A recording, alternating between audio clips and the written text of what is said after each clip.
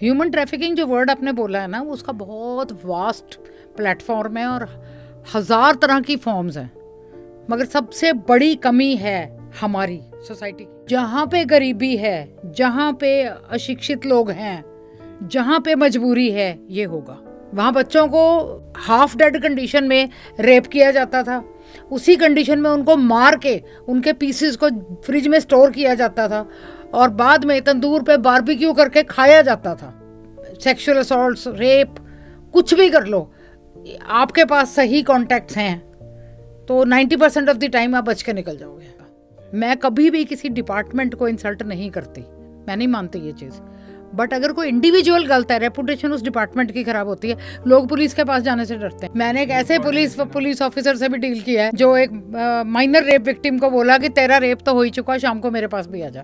DSP rank का officer, तो आप क्या कर लोगे? गुड मॉर्निंग, सत श्री अकाल, आदाब। और आप देख रहे हैं चैटन लोग। वैसे तो हमारा टॉपिक हर बार की तरह बहुत इंटरेस्टिंग होता है और आपको लगता होगा कि शायद मेरी यही पिच रहती है जब भी हम कोई शो स्टार्ट करते हैं, बट आज का टॉपिक सच में बहुत इंटरेस्टिंग होने वाला है। और आज का जो टॉपिक है मैं कहूँगा हमारे समाज से जुड़ा हुआ है और समाज की गंदगी कहीं ना कहीं दिखाता है। यस, आज हम बात करेंगे ह्यूमन ट्रैफिकिंग के बारे में।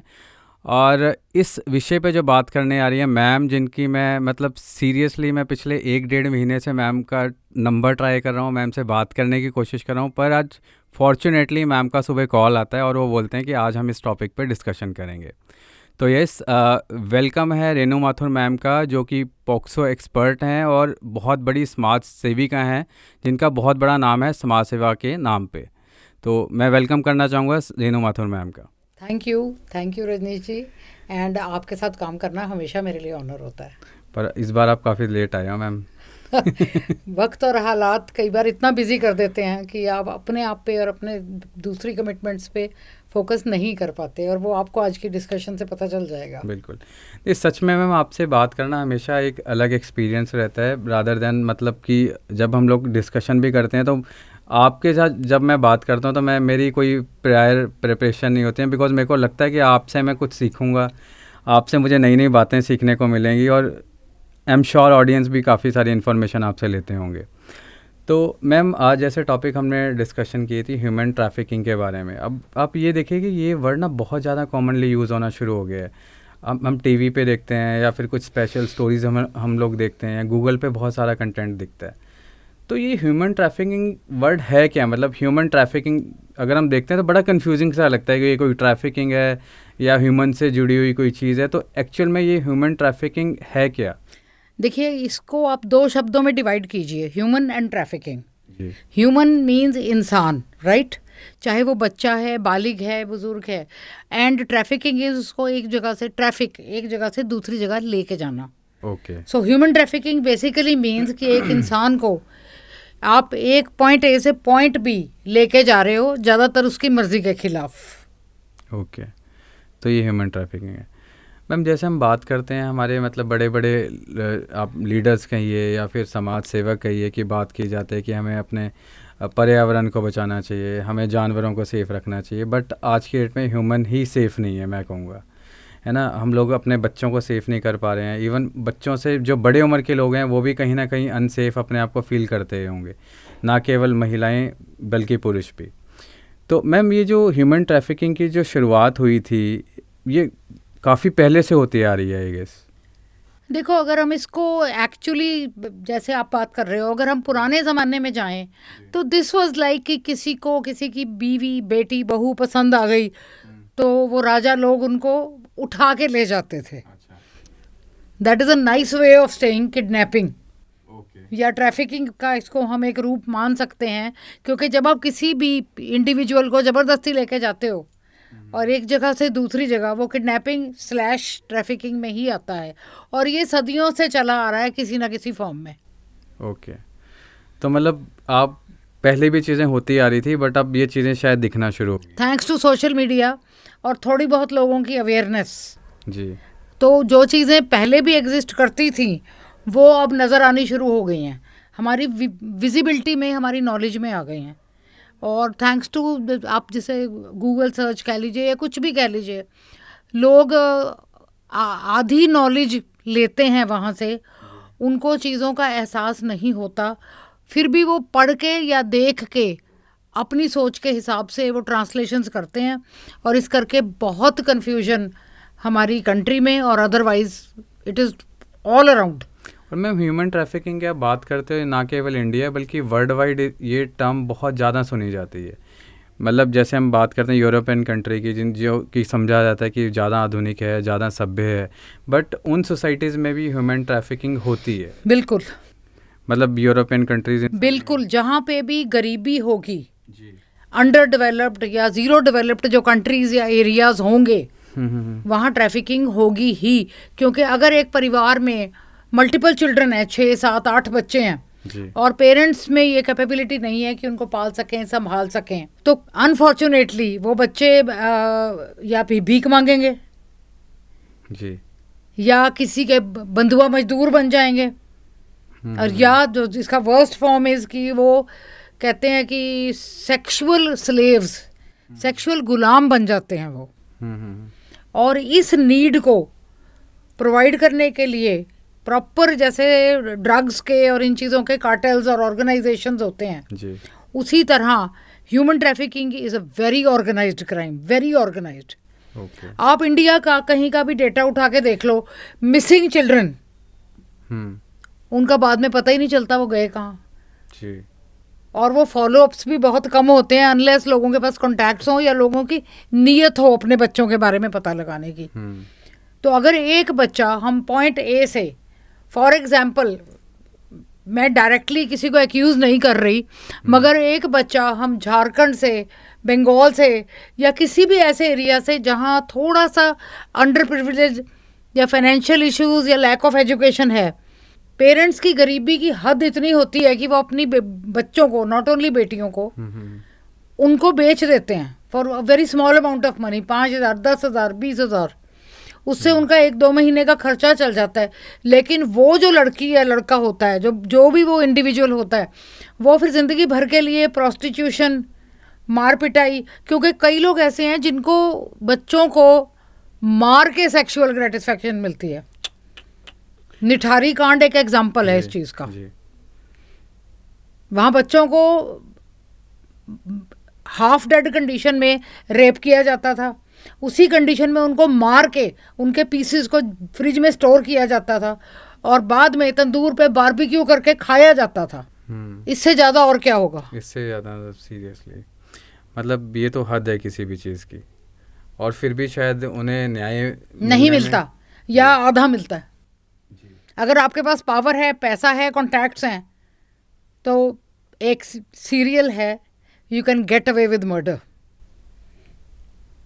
आप खून, कत्ल, सेक्सुअल असॉल्ट्स, रेप, कुछ भी कर लो, आपके पास सही कॉन्टैक्ट्स हैं तो 90% ऑफ द टाइम आप बच के निकल जाओगे।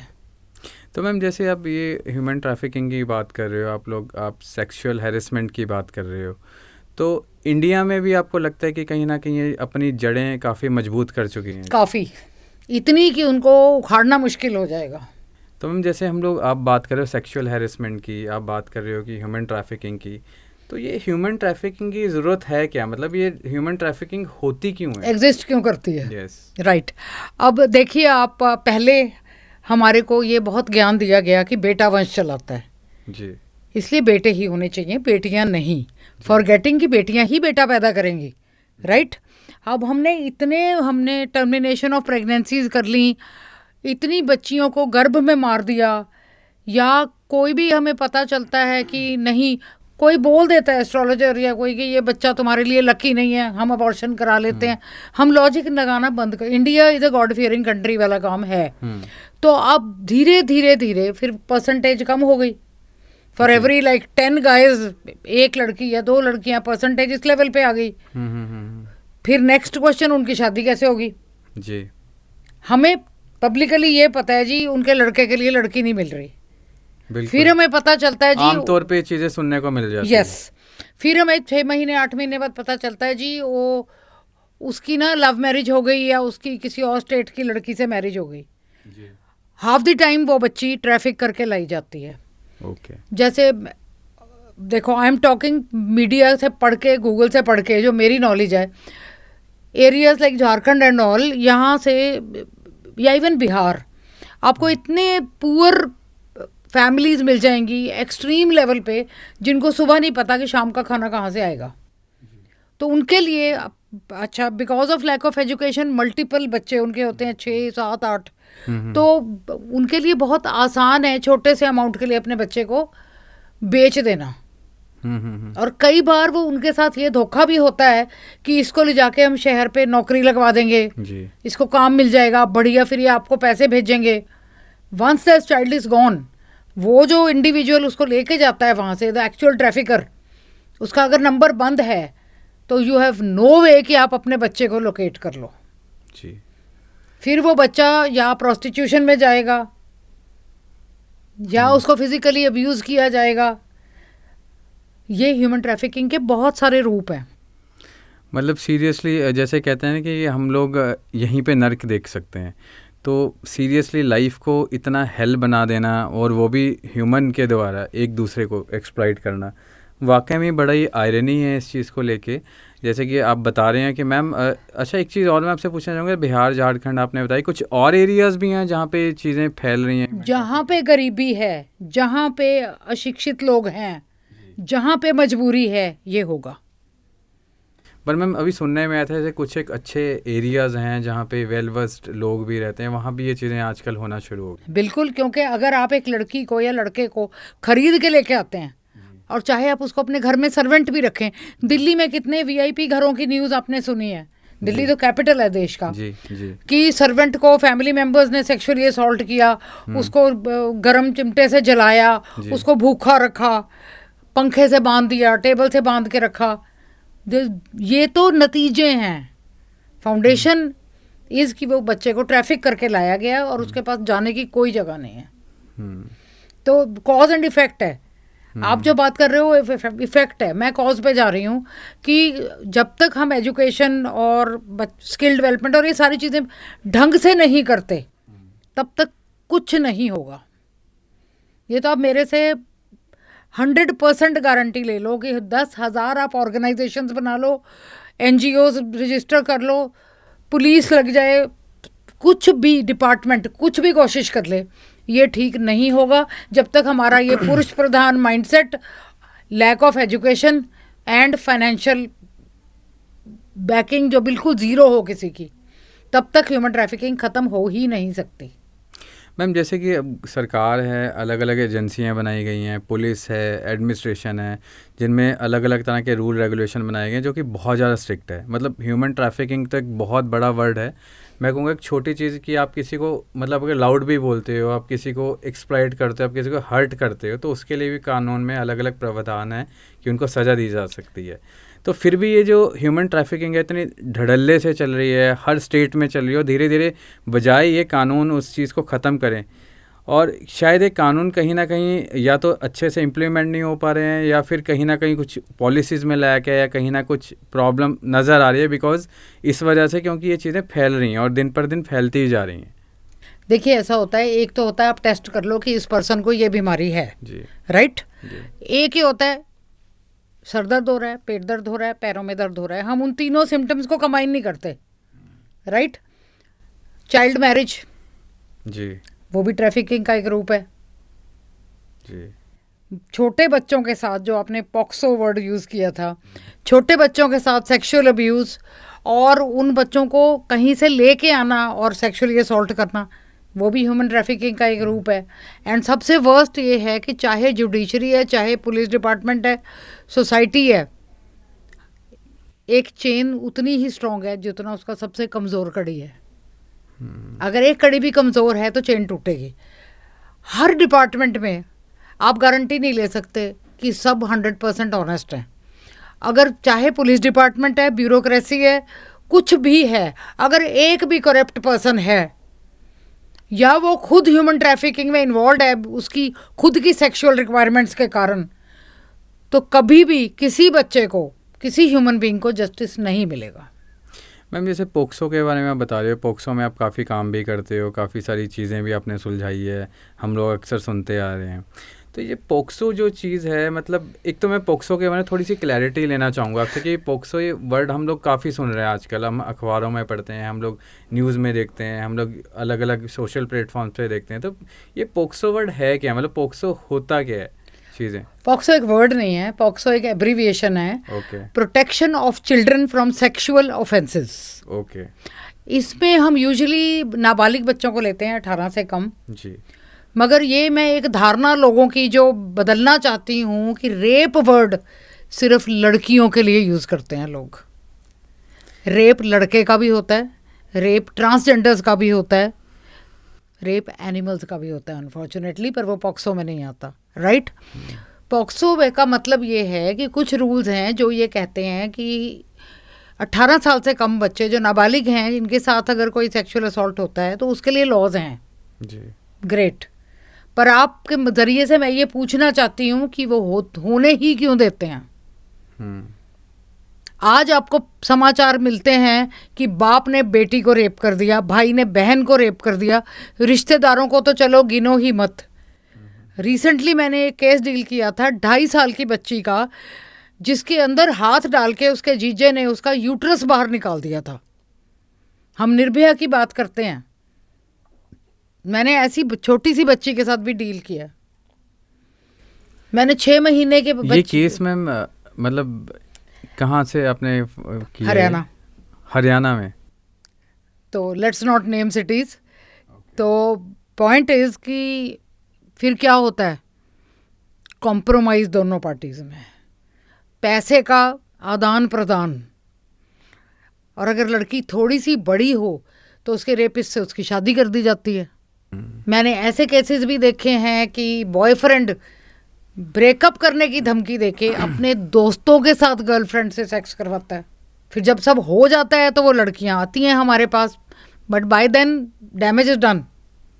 आप किसी को, आप मेरे कोई पैर काट दे या हाथ काट दे, मैं उस इंसान को अरेस्ट भी करा दूं तो मेरा तो हाथ कट गया ना, मेरा तो लॉस हो गया।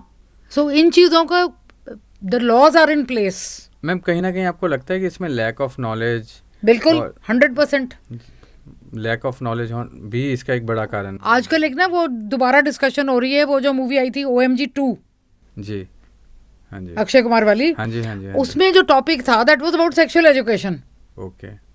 और सेंसर बोर्ड ने उसको A सर्टिफिकेशन दी है, क्योंकि जिनके लिए वो बनी है वो नहीं देख पाए। वो तो थैंक यू टू नेटफ्लिक्स सब देख लेते हैं, बट पॉइंट इज उस मूवी को बनाने का आइडिया क्या है कि जो टारगेट ऑडियंस को ही तुम बैन कर रहे हो देखने से। मैं जैसे सेक्सुअल एजुकेशन की आपने बात की, तो बहुत सारे पेरेंट्स हैं जो कि इस टाइप का जो कंटेंट है अपने बच्चों को दिखाना नहीं समझते कि ठीक है ये। तो आपको लगता है बच्चे नहीं देखते? तो मतलब आपको लगता है कि उन्हें किसी और ढंग से चीज़ें समझानी चाहिए?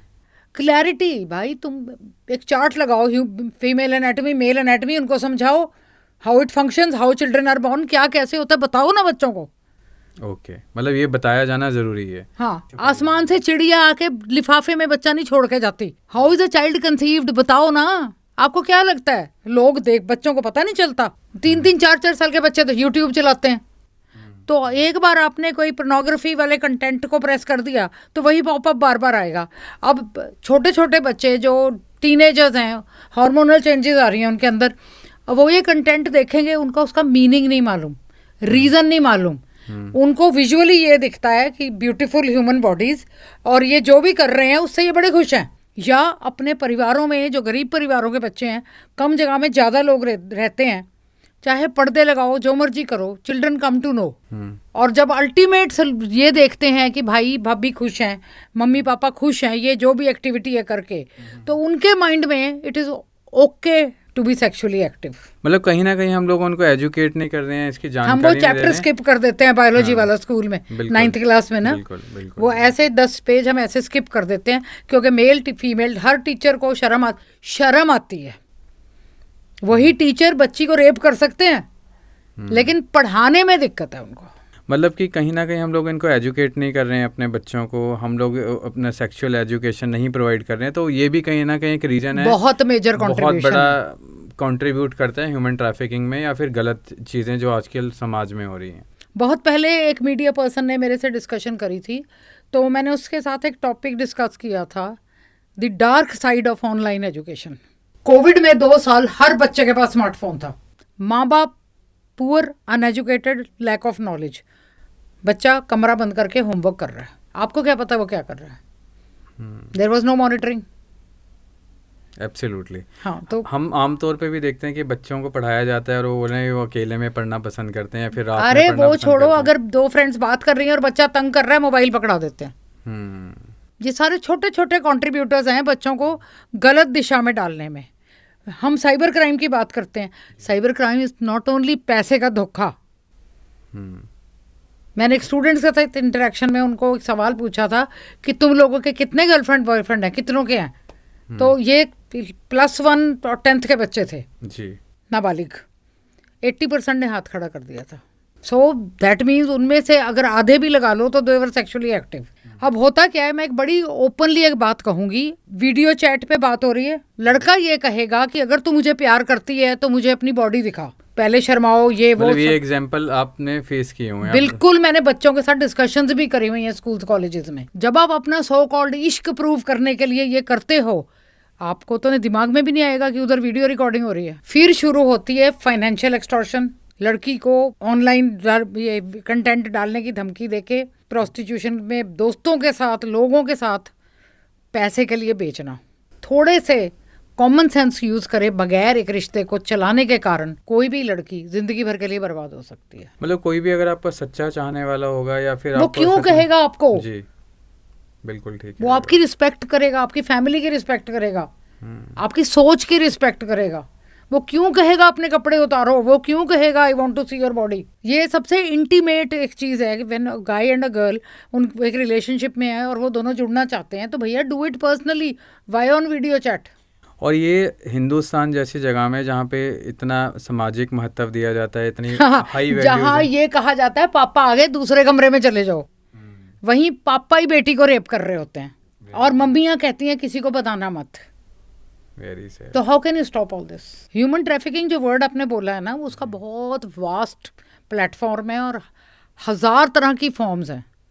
मगर सबसे बड़ी कमी है हमारी सोसाइटी की कि हम अपने बच्चों को, अगर हमें लगता है ना ऐसा कुछ हो रहा है, हम कहेंगे बाहर मत जा, ऐसे कपड़े पहन, इससे बात मत कर। हम अपने बच्चों को सेल्फ डिफेंस, सेल्फ रिस्पेक्ट, ये सब क्यों नहीं सिखाते? भी अगर कोई तुम्हें छेड़ रहा है, मारो उसको खींच के, शोर मचाओ, बवाल करो। 5 लोग अगर वीडियो बना रहे हैं तो 2 लोग कोई हमारे जैसे बेवकूफ़ भी होंगे जो हेल्प करेंगे। जी, इवन पुलिस है, अथॉरिटीज़ हैं, वुमेन हेल्पलाइन बनाई गई हैं, सारी चीज़ें हैं, तो उनका यूज़ करना ज़रूरी है। मैं फिर वही कहूँगी, it is as strong as its weakest link. हर डिपार्टमेंट में, I am sorry to say, whether it is the judiciary, whether it is the police, social activist, anybody, एक आधा करप्ट इंडिविजुअल तो आपको मिल ही जाएगा।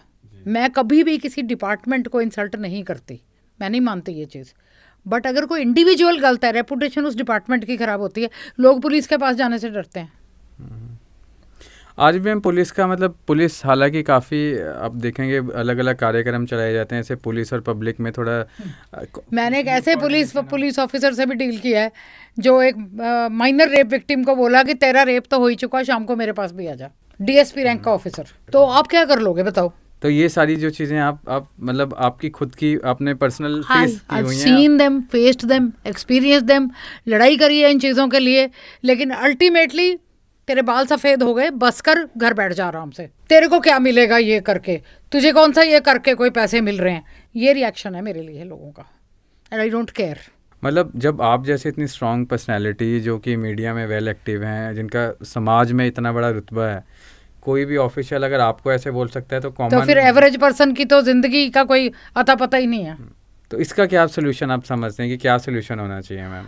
देखो, सॉरी टू से, वही बार बार वही बात आती है, पुरुष प्रधान समाज, male dominated society.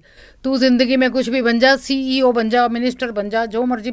I have dealt with a session जज जिसका हस्बैंड सैलरी आते ही उसकी बाजू मरोड़ के अपने अकाउंट में ट्रांसफर करा लेता था। क्या कर लोगे आप? जजेस तो फैसले करते हैं ना, वो उसकी खुद की लाइफ फैसले से बाहर थी। I have met a police officer of a sub inspector rank जिसके हस्बैंड ने हमारे सामने गालियां दी हैं उसको। क्या, what is the end result? आप कारण मिटाओ तभी इफेक्ट मिटेगा। और कारण तब मिटेगा जब आपकी सोच सुधरेगी, जब आप एक फीमेल की, एक परिवार की, एक समाज की रिस्पेक्ट का मतलब समझोगे और करने की कोशिश करोगे। तब तक बेटियां, बेटे, ट्रांसजेंडर्स, किसी भी कैटेगरी का बच्चा रेप होते रहेंगे, किडनैप होते रहेंगे, ट्रैफिक होते रहेंगे। दुनिया की कोई ताकत इस चीज़ को ख़त्म नहीं कर सकती जब तक हम अपनी सोच को नहीं ठीक करते। एक में वैसे अब हम लोग गर्ल्स हैरेसमेंट की बात करते हैं, आजकल बॉयज़ में भी चीज़ें होना बहुत शुरू हुई है। अभी रिसेंटली मेरी एक एक्ट्रेस से बात हो रही थी तो उन्होंने बताया कि बॉम्बे जैसे शहर में, जो कि सबसे एडवांस सिटीज़ को इंडिया की माना जाता है, वहाँ पे ज़्यादा गर्ल्स से ज़्यादा बॉयज़ को हैरेस किया जाता है, उनसे सेक्सुअल हैरेसमेंट की जाती है, उनसे और काफ़ी सारी वायलेंट चीज़ें की जाती हैं। देखो, if you are LGBTQ, openly बनो। मैं रिस्पेक्ट करती हूँ उन लोगों के जो अपनी सेक्सुअलिटी को एक्सेप्ट करते हैं। मैंने कभी नहीं सोचा oh my God he is gay, oh my God she is a lesbian, मैंने कभी दिमाग में नहीं आया है। You are a good person, you are a good person. आपकी जो सेक्सुअल प्रेफरेंस है वो पर्सनल है, that is inside the bedroom. What you are publicly, if you are a good person, good for you, right. अब दिक्कत ये है कि कुछ भी आपने बॉम्बे का नाम लिया, मुंबई, पॉलिटिकली करेक्ट, तो उसमें पता क्या है, बहुत सारे मूवी मेकर्स जिसे कास्टिंग काउचा बोलते हैं, there are percentage of people जो हो सकता है गे या इस तरह की कैटेगरी में हों। तो जो एस्पायरिंग एक्टर्स या एक्ट्रेसेस हैं वो अगर स्ट्रेट या नॉर्मल सेक्सुअल चॉइसेस वाले भी हों, वो उन एक्टिंग चांसेस के लिए या उन ऑप्शंस के लिए वो ज़बरदस्ती इस रास्ते पे भी जाते हैं। अगर उनको ये ऑप्शन दिया जाता है कि तुम ऐसा कर लोगे तो तुम्हें ये मिल जाएगा, तो बहुत सारे लोग ऐसे हैं जो इस रास्ते, one of the major contributors to that is easy availability of drugs. You take a drug, your sensibility is lost, फिर आप फिजिकली कोई भी एक्टिविटी को, यस। मैम एक चीज़ और, अभी जैसे हमारे बॉलीवुड में कई ऐसी मूवीज़ भी बनी हैं, ऐसे अब शिवाई अजय देवगन की एक बहुत बड़ी मूवी आई थी, गंगूबाई आलिया भट्ट की एक मूवी आई थी, इसमें ह्यूमन ट्रैफिकिंग का बहुत अच्छे से एक्सप्लेन किया गया था। वो खुद आलिया भट्ट की शुरुआत ही ट्रैफिकिंग से हुई थी। उसका सो कॉल्ड बॉयफ्रेंड ने उसको लाके बेच दिया था मूवी के अंदर। हाँ, ओके। तो मैम ये कहीं ना कहीं आपको लगता है कि ये मतलब रियलिटी दिखाई जाती है मूवी में या फिर एक बनी बनाई कहानी है? वो एक्चुअली एग्जिस्ट करती है वो जगह। ओके, एक्चुअली एग्जिस्ट करती है। जैसे हम लोग बात करते हैं दिल्ली में कुछ एक ऐसी जगहें हैं जहाँ पे, मतलब मैं नाम नहीं लेना चाहूँगा उस जगह का, नहीं लीजिए नाम, जीबी रोड। जीबी रोड, हाँ। जी। तो उसके बारे में मतलब देखा को लीगली वहाँ पे सारी चीज़ें हैं और वहाँ पे मतलब कहा जाता है कि ये सारी एक्टिविटीज़ होती हैं, तो इसको आप क्या समझती हैं मैम, क्या कहना है आपके इसके बारे में? देखो, सिर्फ ये जो प्रोस्टिट्यूशन है या किसी ने भी अपने बच्चे को ट्रैफिकिंग के थ्रू इधर उधर भेजा, इसके ना 2-3 रीजंस होते हैं। वन इज़ वही बात है, मजबूरी। वन इज़ दैट आपको सामने से ये लालच दिया जाता है कि आपको ये मिलेगा वो मिलेगा। एंड मैं तो ये कहती हूँ जिस दिन इंडिया में प्रोस्टिट्यूशन लीगल हो गया ये सब कुछ ख़त्म हो जाएगा। कनाडा ने मैरिजुआना को लीगल कर दिया, घर में 2 गमलों में भांग उगाना अलाउड है, राइट। और हरियाणा में VIP एरियाज में घरों के बाहर भांग ऐसे उगी हुई होती है, कोई भी आए ऐसे मसले और खा ले, कोई उनको साफ तक नहीं करता वहाँ से। तो आप बोल रहे हैं कि कुछ ना कुछ सोसाइटी में एक ह्यूमन नीड्स हैं सारी, आप ये बोलना चाह रहे हैं? ह्यूमन नीड्स नहीं है ये, बिल्कुल ह्यूमन नीड्स नहीं है। ये विभत्स रूप हैं हमारी नॉर्मल सेक्सुअलिटी के। देखिए, अगर आप किसी भी कम्युनिटी को, LGBT कम्युनिटी को बिलोंग करते हैं, फाइंड अ पार्टनर, ज़बरदस्ती किसी को असॉल्ट ना करो। अब सिचुएशन ये है, रिसेंटली पता नहीं कौन से स्टेट का था, एक कोर्ट ने हस्बैंड को माफ़ कर दिया कि तू पति है, अपनी बीवी के साथ कुछ भी कर सकता है। उसने अपनी वाइफ के साथ इतना अननेचुरली फिजिकल वो करा, टॉर्चर, कि वो लेडी डाइड। तो मरने के बाद उसे छोड़ दिया गया, बंदे को छोड़ दिया गया कि because you are, she was your wife, it is your right to physically be with her. कैसे, उसका कोई लेना देना नहीं है। इमेजिन, वो औरत मर गई फॉर गॉड सेक, और ऐसा हज़ारों घरों में होता होगा, हज़ारों परिवारों में होता होगा। शायद ये तो एक मतलब आप कह सकते हो कि वन ऑफ दी एक एक्स्ट्रा ऑर्डिनरी केस था जो सामने आया बिकॉज वो मर गई थी। हाँ। हर रोज़ ऐसे कितने बच्चों को या फिर कितनी ऐसे लड़कियों को या कितने ऐसे लड़कों को ऐसी चीज़ें सहनी पड़ रही होंगी जिनके लिए ज़िंदगी मुझे लगता है कि नर्क से ज़्यादा कुछ नहीं है। एक ना वो स्पेशल विक्टिम्स यूनिट होना चाहिए, डेजिग्नेटेड, जिसमें हमारे जैसे 2-4 बेवकूफ़ होने चाहिए, लिटरली बेवकूफ़, क्योंकि मैं सच के लिए बहुत लड़ती हूँ, जो इन केसेस से डील करें। कोई एक पुलिस ऑफिसर, कोई रिलेशनशिप काउंसलर, डॉक्टर, एक टीम होनी चाहिए डेडिकेटेड, जो उन बच्चों से बात करके उनसे सच निकलवाने की हिम्मत रख सके, उनको इमोशनली ट्रॉमा से सपोर्ट कर सके। बहुत सारी चीज़ें हैं, लेकिन हिंदुस्तान में बातें ज़्यादा हैं। मैम जैसे हम बात करते हैं हिंदुस्तान की, आपने बात की, जैसे अब यूरोपियन कंट्रीज़ हैं या फिर अब वेस्टर्न कंट्रीज़ की आप बात करते हैं, उसमें कहा जाता है कि अब बच्चे को आप में लाउड भी बोलते हैं या फिर बच्चे को चाइल्ड अब्यूज में आता है, थोड़ा सा मार भी सकते हैं, तो इमीडिएटली बच्चा इतना कॉन्फिडेंट होता है कि फ़ोन उठा के वो पुलिस भी बुला सकता है या फिर 911 एंड दिस दैट वो कर लेते हैं बच्चे। हाँ, तो बच्चे नॉर्मली मतलब ऐसे कर लेते हैं और आमतौर पे हम लोग हंसते हैं बातें सुन के कि देखो कि इसके पेरेंट्स ने उसको ऐसे मतलब डांटा ही होगा और उन्होंने पुलिस को बुला। क्योंकि जब हम बच्चे को स्कूल भेजते हैं LKG UKG, उससे पहले हम बच्चे को पहले मम्मम कहना सिखाते हैं, फिर पानी। सीधा पानी क्यों नहीं सिखाते हम? टाइम क्यों वेस्ट करते हैं? तो मैम जब हमने पॉडकास्ट की शुरुआत की थी, टॉपिक तो बड़ा सेंसिटिव था, हम पहले से एज्यूम करके चले थे, पर आपसे डिस्कशन करते हुए टॉपिक इतना डीप चले जाएगा, इतना इमोशनल हो जाएगा और सीरियसली मन इतना भर जाएगा ये बातें सुनते हुए, इसका मैंने अंदाज़ा नहीं लगाया था। मैम एक चीज़ और आपसे पूछना चाहूँगा, कोई ऐसा केस जो अभी आपने रिसेंटली हैंडल किया हो या फिर वैसा कोई केस जिसमें आपको बहुत सारे चैलेंजेस फेस करने पड़े हों, सारी अथॉरिटीज़ के होते हुए या फिर सारी सर्विसेज के होते हुए? देखिए, कुछ दिन पहले यहीं ये बरवाला रामगढ़ रोड पे पुलिस को एक बच्ची मिली थी, जिसका मतलब बहुत ही बुरा हाल था, और उसको लेके आए होंगे, जो भी प्रोटोकॉल है उन्होंने फॉलो किया होगा। तो जब वो काउंसलिंग के लिए मेरे सामने आई, तो मुझे ये समझ में आया कि ये बच्ची मेंटली रिटार्डेड नहीं है, जैसा कि हमें बताया गया था, और ना ही ये नाबालिग है। उसकी डॉक्यूमेंटेशन ढंग से नहीं की गई, और जो उसका मेडिकल चेकअप था उसमें ये लिखा हुआ था दैट इसको साइकेट्रिक ट्रीटमेंट चाहिए, she is under drug induced साइकोसिस। तो मेरी किसी ने नहीं सुनी। अल्टीमेटली मुझे कुछ लोगों की, चाहे आप पॉलिटिकली कह लो चाहे सोशली कह लो, सपोर्ट लेनी पड़ी। आप बिलीव करेंगे, हॉस्पिटल में एडमिट होते ही विदिन 48 आवर्स उस लड़की का वो सारा इफेक्ट ख़त्म हो गया। वो 20 साल की थी, वो मेंटली रिटार्डेड नहीं थी, वो मैरिड थी, और घर में लड़ाई में उसके फादर इन लॉ ने कुछ मार दिया होगा या कुछ, तो उसकी कोई नर्व कंप्रेस हो गई, तो वो घर से भाग गई। वो उत्तराखंड की थी लड़की, उसको वहाँ से कोई उठा के इधर ले आया पंचकुला डिस्ट्रिक्ट में जी। उसको इतने इंजेक्शंस लगे हुए थे कि वो हमसे चिट्टा मांग रही थी, कह रही थी मुझे इंजेक्शन लगाओ, और with in 48 hours she is fine. यानी कि अगर उसका टाइम से ट्रीटमेंट होता, मतलब उसने अपनी फैमिली के फ़ोन नंबर सब कुछ बता दिया जी। और ये बात मैं इस तरह इसलिए कर पा रही हूँ क्योंकि वो बच्ची बालिग थी। पॉक्सो में आप नाबालिग बच्चों की इन्फॉर्मेशन पब्लिकली नहीं शेयर कर सकते, विच इज़ गुड, ठीक है। अब ये लड़की का तो कुछ भी ऐसा नहीं था जो हमें पोर्ट्रे किया गया, और जबकि अल्टीमेटली जो सारा कुछ हुआ उसमें ऑन पेपर वो हमारे पास नहीं थी, हमारे को हैंड ओवर नहीं हुई थी। उसके बावजूद इंसानी लेवल पे हमने एफर्ट की, वो चंडीगढ़ में साइकेट्री वार्ड में एडमिट हुई, and with in 2 days she was fine. यानी अगर उसके साथ हम यही खेल खेलते रहते पेपर वर्क का, पता नहीं क्या होता उस लड़की का। वो तो, मैं थोड़ी सी ज़िद्दी हूँ बच्चों के मामले में, तो मैंने जो थोड़े रेलिवेंट अथॉरिटीज़ कह लो, पीपल इन पावर कह लो, मैंने कुछ कॉन्टैक्ट्स को मोटिवेट किया, इनिशिएट किया, तो वो बच्ची कहीं ना कहीं सेफ हो गई। अदरवाइज़ क्या पता उसका क्या होता, वो भी ह्यूमन ट्रैफिकिंग का एक हिस्सा बन जाती। ये डर मुझे अंदर तक दर्द देता है कि लोगों को समझ क्यों नहीं आता कि जब दूसरे का बच्चा है तो it is a figure of statistics है न्यूज़ में।